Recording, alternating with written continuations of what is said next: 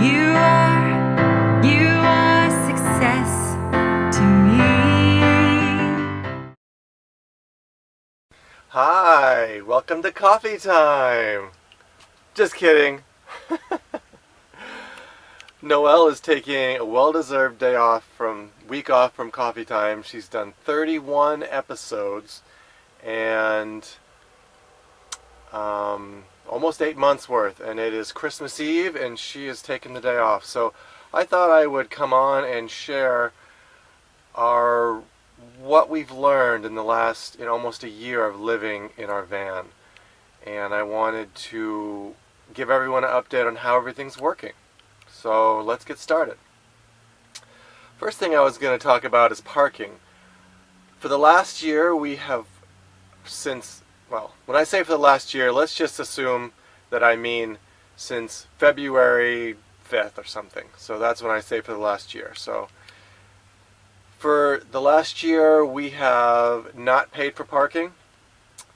We have almost exclusively stayed in residential and commercial areas, and only a few days out of this year we have stayed on people's property who've invited us to. And it's been a real learning experience, but it really feels great to wake up and move on and know that we didn't have to pay somebody just to sleep for the night. Because the only thing we do in our parking spot for the evening is sleep. So it just feels really good to not have to spend money to sleep. And in this life, that kind of becomes more important. I never even thought about that before we moved in to our home and to the van. The next thing is water. I have a video on finding free water, and when I first did the video, I had the thought that we would go to a Walmart or a Lowe's and hook up to their water and fill up because they're a business and stuff. And I had a video of me going around to business parks and stuff and getting water. And the reality is after I did that video, I realized that it's not really very comfortable. It did kind of feel it's a business paying for the water, it's not the county. So I never actually did it. I did it one time at Lowe's when we first started our adventure, and ever since that first time in February I did it, we find parks, and parks with a drinking fountain, and under the drinking fountain is a water spigot, and so that's what I've done ever since, and we haven't had any issues finding that water. And here in Florida, it's really great. They don't even have tamper-proof tamper-proof caps.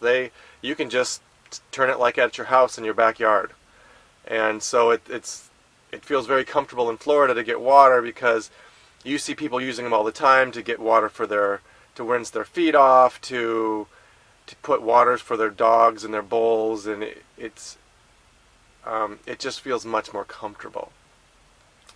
Another thing that we haven't had to pay for is either dumping our trash or dumping our pee. So as you know, with our toilet system, and if you don't, we have videos on our composting toilet system where it separates the liquids from the solids. If you don't know, most people do, urine is sterile, like a sterile Band-Aid, like anything that's sterile. No germs, no bacteria, nothing to get you sick. Urine on its own is sterile. And there are people, and I've seen videos and it's really gross, but there are people who drink it first thing in the morning because they get those vitamins that they would have lost. It's pretty disgusting, but I saw a show someone, I was like, oh my gosh.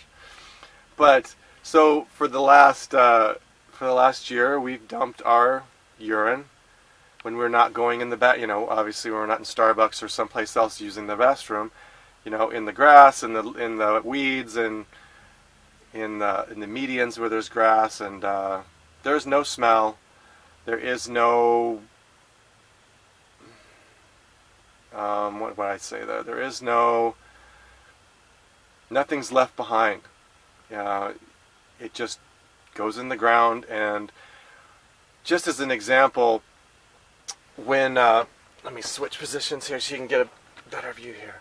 So as an example, when we lived in our house, Noelle and I lived in the basement.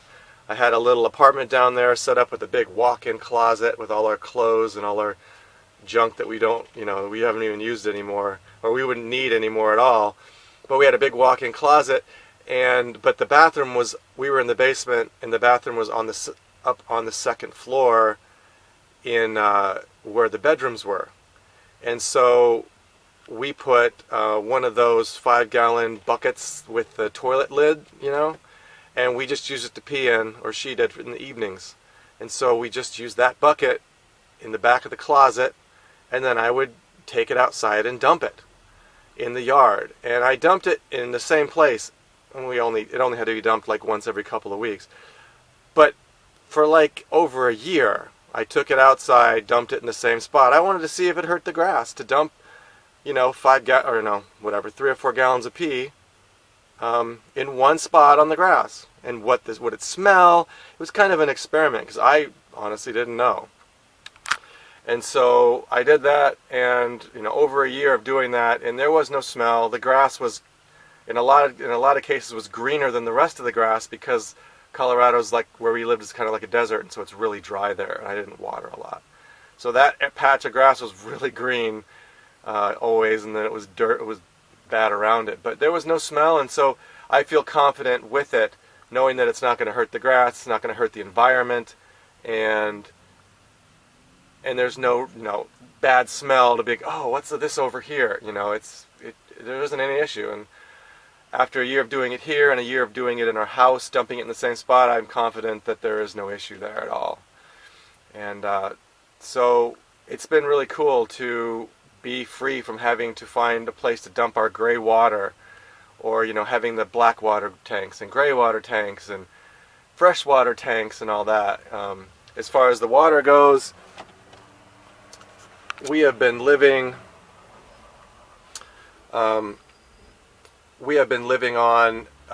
12 gallons of water in here at a time, and 6 gallons of water lasts us about a week. And so about every 2 weeks, maybe 10 days, but 10 days to 2 weeks, we run out of water. And usually after we run out of water, after the first one runs out after a week, we're usually near a park, and so I just fill it up, and I swap it out, so we always have, so the water's fresh, it's not just sitting around. But water, we haven't had to pay for water, and 12 gallons is more than enough when you're not showering. Alright, so then showering. Only a few times, maybe a dozen times, we paid to take a shower at gyms, just gyms, different gyms. Anytime Fitness has the cheapest price if you just want to take a shower. $5 to $7 depending on the area you're in. But people's friend's house, when we were in Colorado, we showered at Noelle's parents' house, and and we showered about every 2 weeks. And we've realized, and neither one of us had ever been around not showering. We shower every day or every other day, and especially Noelle, every day. And so it took a little time, but her hair, like, she has that long hair, and when you watch her do these videos, coffee time videos, and she hasn't washed her hair yesterday. A lot of times it's been a week, it's been 10 days since she's washed her hair, and her hair is beautiful and luscious, and her hair is adjusted to not having the shower, and it's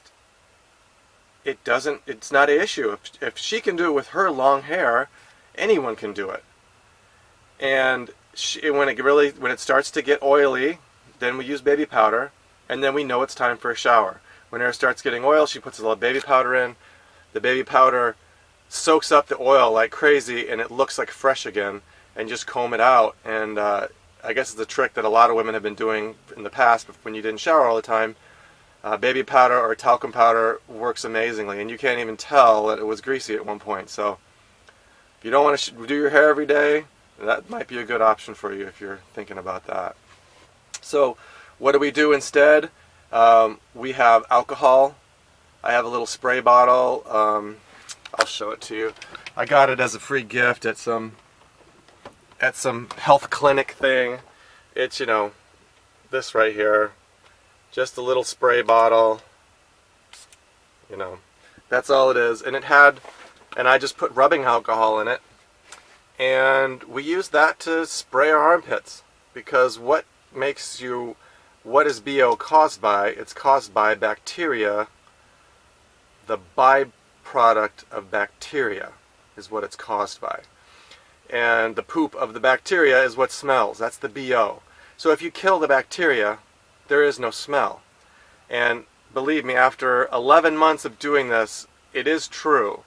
If you have BO, take a baby wipe, wipe it off, wipe up good, and then spray alcohol on your armpits, and it's fresh and clean, and it stays that way. It really is the bacteria. So alcohol really does the trick. The other thing that we do is we each have washcloths, but one washcloth for the face, one washcloth for the body, baby wipes for our private areas that we can just throw away, and we have our oatmeal in the morning. We make extra hot water and then put the hot water on our washcloths and wash up with washcloths, and then just let them dry.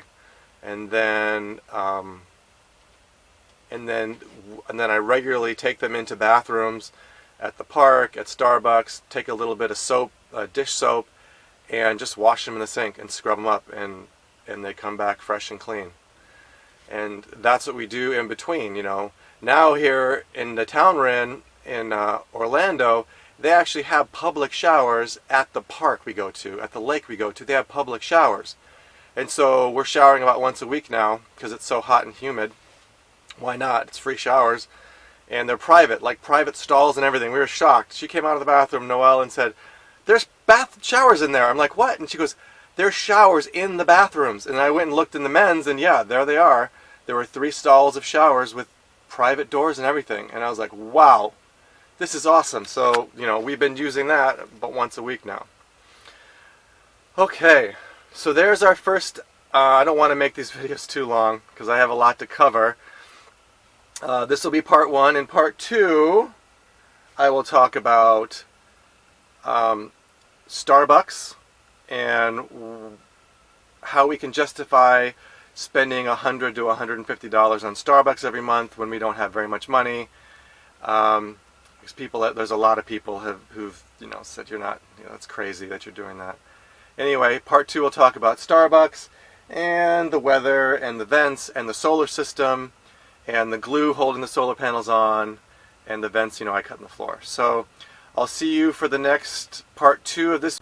Merry Christmas, everybody. I hope you have a wonderful day, and however you celebrate this time of year,